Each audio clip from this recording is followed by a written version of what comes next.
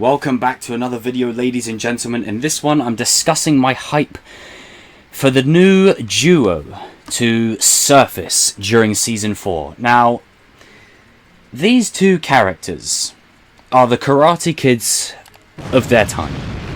Daniel is the Karate Kid of, the OG. And Miguel is the new age Karate Kid. By definition, you could make a case for Robby or the others. But by and large, Miguel and Daniel are the two Karate Kids. The Karate Kid original and the new Karate Kid. And the thing that fascinates me about this is we only got Daniel's Karate Kid in 3 movies. And we're going to have Miguel through a whole series. So unless they plan to keep both of these two around for a while, we could be really seeing some kind of seeds planted for these two to get along so well. One of the highlight images for me was in that first All Valley trailer, was the shot of Daniel and Miguel training at Miyagi-Do. That got me hyped. I was like, oh god, finally! Oh, finally! About time. About time. Now, as much as Miguel will be loyal to Johnny to the end, this isn't about, is he going to leave Johnny and go with Daniel? Is he going to, turn on his sensei? No, it's not going to go that route. It's going to be about coming together, and he's going to be learning from Daniel, the Karate Kid of old, to teach the Karate Kid of the new. And for me personally, Miguel's whole story and progression is intrinsically linked to Daniel and Johnny.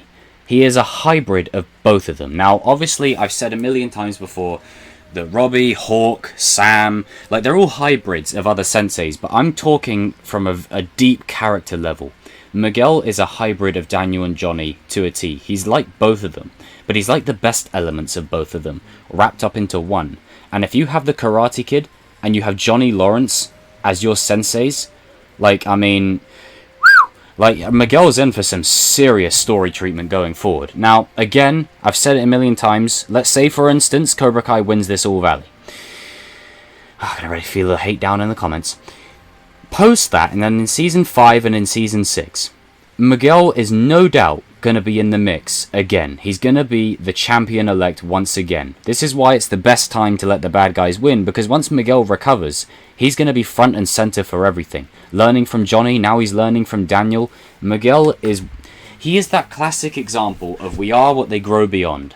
And I want to touch on this a little bit more, because this is how you do it, Hollywood. You don't kick out the legacy characters and you throw the new in there, and then you say, hey, like the new guys. You integrate the new characters with the legacy characters, and then you let us bond with them as time goes along, and then naturally, when Johnny and Daniel's stories come to an end, we can move forward with people like Robby, Hawk, and our man Miguel. We can move forward with these guys, because you've earned it. This is something that Hollywood is seriously lacking nowadays. It's a case of, right, to get the new fans in, we've got to kick out the old characters. Bring them in for easy nostalgia and clickbait and marketing, kick them out the door, and then put the new characters in. That's not how we have to do it. And this show is a prime example of that. Now, it's Season 4, right? It took till Season 3, right? At the end of Season 3 for Daniel and Miguel to finally have a conversation. It took that long. These two never interacted across the show. Miguel thought Daniel was a dick, and Daniel thought, Miguel was just a typical Cobra Kai thug. But in reality, they're the Karate Kids. Both of them. And one thing the show has done so well, and will continue to do so well, is, as I said, the integration of the old with the new to move the story forward in a rich and organic way. So when Daniel and Johnny's stories do come to an end, then the torch can be passed naturally. Now, do I think by the end of the show, Daniel is just going to be like, yeah, I'm closing up Miyagi-Do, here you go, here's the keys, Miguel. Or Johnny's going to be like, okay, here's the keys to Cobra Kai, Robby, yeah, okay, I'm out. No, I don't think that's going to happen. It's way too soon. I think the 6 seasons will happen for this show. And I think if they ever pick it up in future, if you are to see Daniel and Johnny again, they're going to be older, and it's going to be a literal passing of the torch. They might be around, let's say, for instance, the 6-season plan is done. Fast forward, maybe, 5 to 10 years, and they do another season. That season, or that movie, or that story, will be Daniel and Johnny's final story. It will be the farewell. And their farewell will be earned because we've already had 6 seasons of the torch being passed. The torch has been passed with care. Each character has grown exponentially, and each character will continue to grow. So when there comes a time when Daniel and Johnny are no longer in the story, because unfortunately, guys, as much as the 6-season plan is the plan, you know, I did discuss this in my recent video talking about spin-offs. The one thing that it has me worried is oversaturation. Like, I don't want too much of this universe. Like, this universe is great in pockets. Like, I want to enjoy all the little nuances as we go along. I don't want it to be oversaturated and become like a cinematic universe. Like, everyone's got their own universe nowadays. I think what makes Cobra Kai so special is that it's literally a direct sequel to the movies. But you see it from Johnny's perspective also. That's what makes it work. So when the time comes for Johnny and Daniel to move on and part ways, or to exit the story, it's going to be done. It will feel earned. It will feel organic, because there's been 6 seasons of the torch being passed. You know, the first few seasons are about Daniel and Johnny, you know, reliving their glory days and coming, you know, relighting that fire. And by season 6, the kids will be seasoned warriors. Miguel, Hawk, Robby, Sam, Dimitri, Chris, Mitch. Like, these guys will be seasoned to the point where when the sequel to this show does happen eventually down the line, if Johnny and Daniel are there for maybe a season or half a season and move on, we'll be on board with it. We can be on board with it because we've had the time to naturally get there. And I'm so excited to see where Miguel is going to go in these next 2 seasons. So everyone that likes to say, you're a Robby fanboy, please understand this. Miguel is my dude. This is my dude. I rock with this guy. He's my man. I cannot wait to see where this guy goes from here. Miguel is the heart and soul of this show. His relationship with Johnny is the very fiber of this show. I mean, how much throughout season 1 did it suck us in? The bond between these two. The bond between these two is the lifeblood of the show. So no, it's not like he's going to train with Daniel. Alright, Sensei, I got to bugger off now. I'm Team LaRusso. This is because most fans now don't understand the point of this show. Yes, there's sides. Yes, there's teams. But this is a show where you don't actually have to choose a side. Because there's a reason why the characters are always changing between dojos. Because the real enemy is life. It's not the dojos, it's life. And these kids are trying to find their way. Tory's trying to find her way. Robby's trying to find his way. Miguel is just like, he's the man. But he's trying to find his way. Dimitri's trying to find his way. They're all trying to find their way.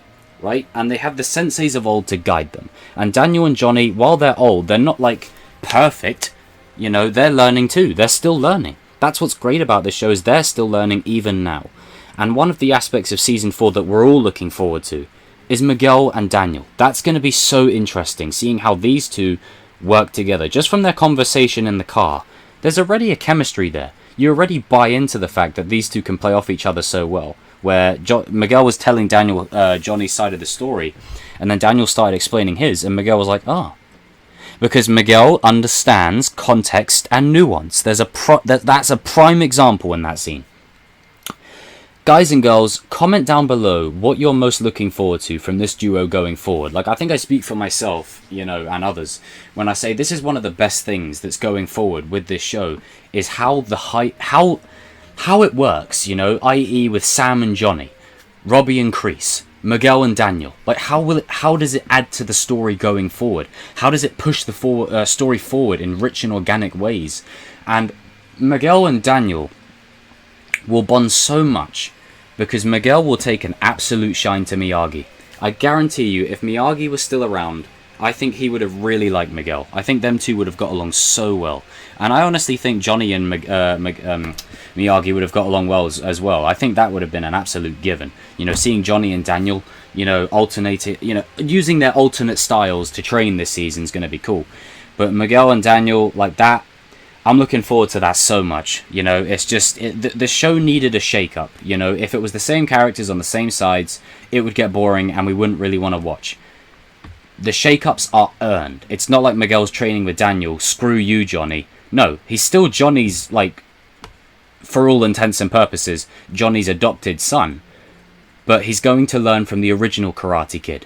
Because he's the new Karate Kid. Mic drop. Boom. So, guys and girls, jump in the comment section down below. Do me a favor, comment your favorite Miggy moment. Comment your favorite moment, because I'm really interested to hear what you guys have to say, what your favorite Miguel moment is. I think for me, my favorite Miguel moment, it's tough to nail it down, because you could argue the scene where he's fighting Kyler in the cafeteria and he's like, it's not lame-ass karate, it's Cobra Kai. Or you could argue kicking Kyler's ass in the house fight. You could argue winning the All Valley. You could argue showing mercy to Robby in the school fight and, you know, really like taking Johnny's lessons in. But I think it's hard for me to nail it down because Miguel's overall character is such a good soul. Like, this kid, he makes mistakes. Don't get me wrong. He's made mistakes. He's not exempt from that. But Miguel is that dude. And I guarantee you, going forward, don't be surprised if the key to bringing all the characters together is through him. He's perfectly balanced. A bit of column A, a bit of column B.